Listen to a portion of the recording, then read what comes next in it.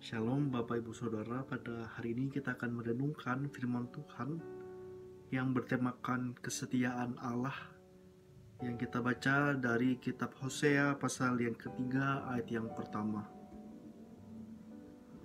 Berfirmanlah Tuhan kepadaku, pergilah lagi, cintailah perempuan yang suka bersundal dan berzina, seperti Tuhan juga mencintai orang Israel sekalipun mereka berpaling kepada Allah-Allah lain dan menyukai kue kismis.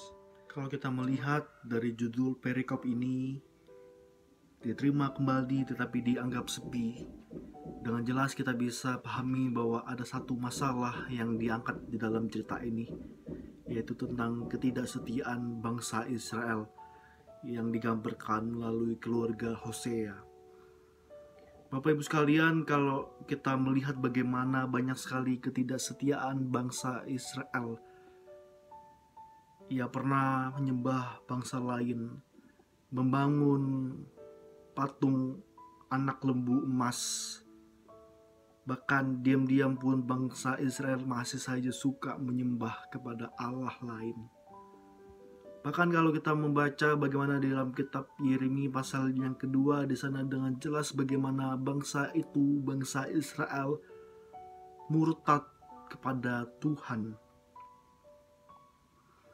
Kita bisa melihat bagaimana bangsa Israel itu yang telah dikasihi oleh Tuhan tetapi terus-menerus tidak setia kepada Tuhan. Bapak Ibu, dalam ketidaksetiaan bangsa itu, Allah ingin menghukum, menyatakan hukumannya, menegur melalui Nabi Hosea.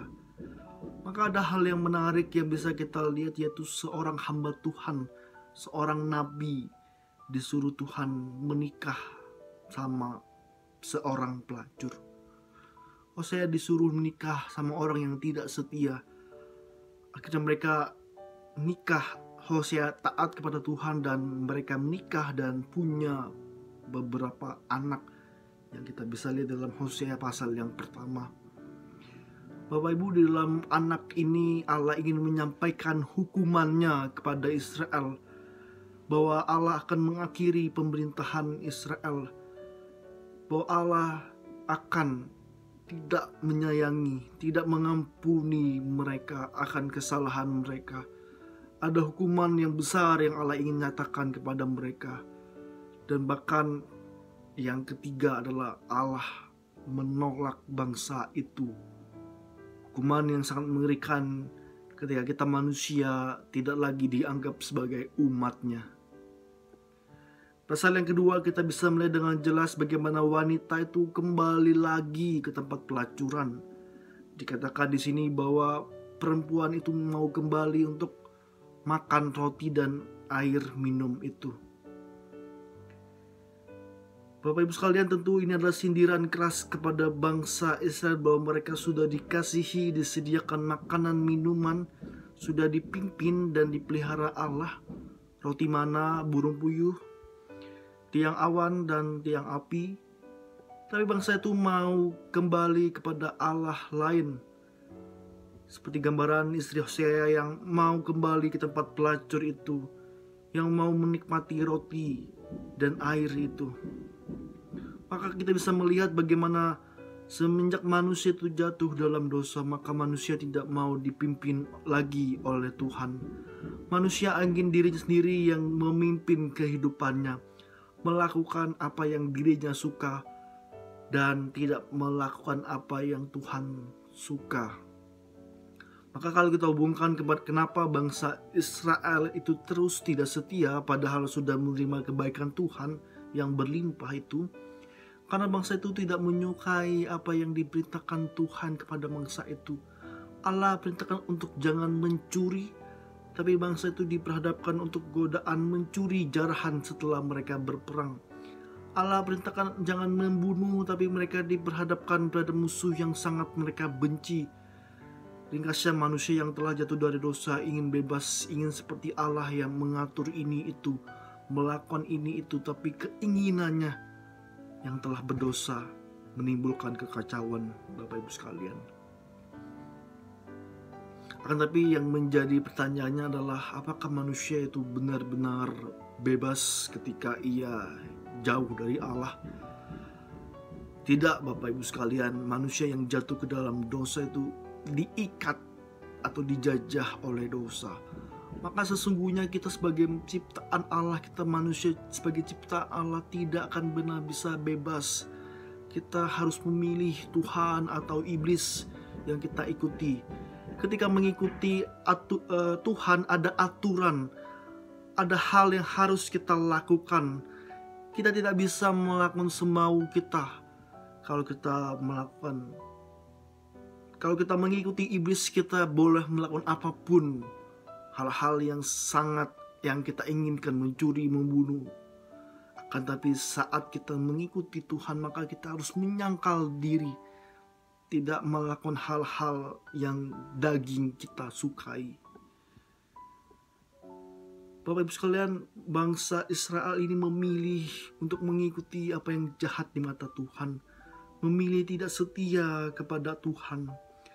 Akan tapi hal yang sangat luar biasa yang ditunjukkan Allah kepada bangsa itu, kita lihat di dalam pasal yang ketiga, Allah menyuruh Hosea untuk pergi dan cintailah lagi perempuan itu. Kalau kita melihat kata cintailah menunjukkan bahwa Hosea tidak lagi. Kalau kita melihat kata cintailah lagi perempuan itu menunjukkan bahwa Hosea tidak lagi cinta kepada perempuan itu. Bahkan mungkin sudah tidak lagi mengharapkan perempuan itu lagi. Namun Tuhan menyuruh Hosea untuk pergi dan cintailah lagi. Bapak Ibu, makna di sini bukan sekedar pergi terus jemput bawa ke rumah, terus kasihi dengan sekedarnya, dengan seikhlasnya. Tidak. Allah menyuruh Hosea untuk mengasihi, mencintai istrinya itu dengan sepenuh hati, dengan hati yang penuh, tidak setengah-setengah, walaupun istrinya itu telah berbalik lagi kepada perzinahan, kepada persundalan. Allah menyuruh Hosea untuk mencintai lagi dengan penuh, bukan tengah-setengah.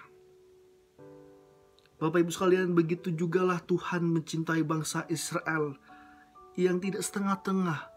Ia mencintai bangsa Israel itu dengan sepenuh hati, dengan sungguh. Jemaat Tuhan, bahwa sesungguhnya Allah pun juga mengasihi kita, orang yang berdosa ini. Orang yang seringkali sama seperti bangsa Israel yang sudah dikasihi tapi masih saja tidak setia kepada Tuhan. Tetapi di tengah ketidaksetiaan kita sebagai manusia, Allah tetap mengasihi kita. Allah tetap mengasihi kita di tengah keberdosaan, kejatuhan yang mungkin terus kita lakukan. Jemaat Tuhan, Allah sungguh mengasihi kita. Buktinya adalah Ia hadir dalam dunia ini untuk menebus kita dari dosa. Dan Ia bukan hanya mengasihi kita, bukan hanya hadir, tapi Ia menyertai kita. Ia hadir mengerti apa yang menjadi kelemahan kita.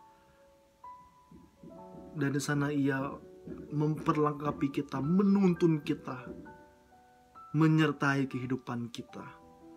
Biarlah Bapak Ibu sekalian, di tahun depan, di tahun 2021 kita tidak tahu apa yang akan terjadi.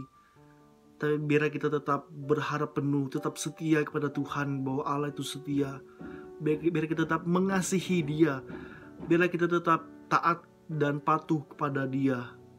Karena Allah terlebih dahulu mengasihi kita, menyayangi kita. Biar kita mau terus menyayangi Dia, mengasihi Dia dengan sepenuh hati kita. Kiranya firman Tuhan ini memberkati kita. Tuhan Yesus memberkati kita semua. Amin.